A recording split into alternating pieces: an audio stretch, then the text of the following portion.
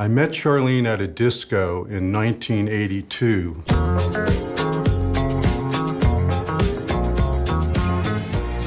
I was with my brother that night. I think he had to wait for me till 2 in the morning. And he said to me, Mike, you're going to marry her. She had been working as a registered nurse, and she was looking for a new challenge. She came into the agency at a really special time. 2 of the partners in GTFH were women.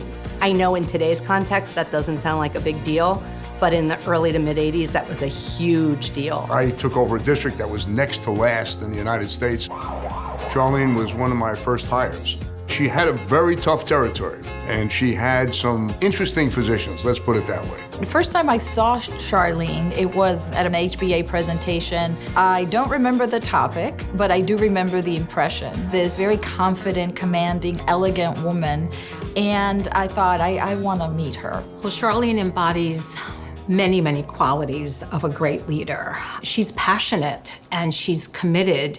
And once she puts her mind to something, she follows through with it. When I was younger, she was our Girl Scout troop leader from when I was a brownie all the way until I was a senior. She took time out of her very busy schedule to lead a bunch of young girls through our cattiest times. She was one of the few kind of high-level account people in our business. And she just didn't stop there. She believed she could keep going and going and going. Charlene is a woman of action, and so anytime that you go to her with a new ambition or something that you want to change or something that you want to accomplish, she is right there with an idea and a way to help you do it. Everybody who knows Charlene knows her mantra is make it happen. We just were going to make it happen. We'll make it happen. Make it happen. Make it happen. We were going to go from number 42 to number 1. And I'll never forget, we won a trip to that fantastic hotel where they filmed Some Like It Hot, and Charlene was a big part of getting there.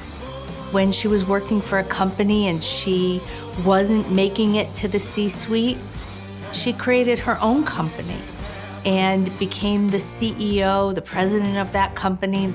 But as she grew and took on greater responsibilities and really embraced leadership, I think her goal was to achieve that success through others. She would, find those women that really wanted to kind of move along, and she would guide them. She role modeled behavior, and from a professional perspective, her philosophy was always go a step beyond, what's expected, and always over-deliver. If you can think about it, if you can dream it up, then you can make it happen. But also from a personal angle, she's supportive in every initiative that I'm doing. I had a charity event for breast cancer, and it was an art show, and she actually purchased one of the photos and gave it to me as a gift. Charlene was recognized by the Women's Venture Fund, and to be up there looking out at the world on the Jumbotron in Times Square.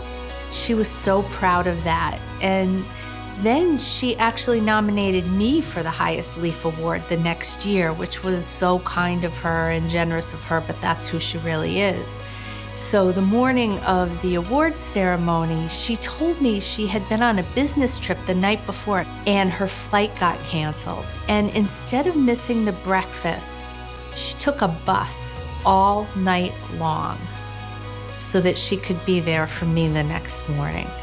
Charlene and I have just become the warmest of friends, and we have literally been together for 30 years, and we worked in every single agency together. And I wouldn't be who I am today if Charlene hadn't been my partner, and I'll be forever grateful for that. Make it happen.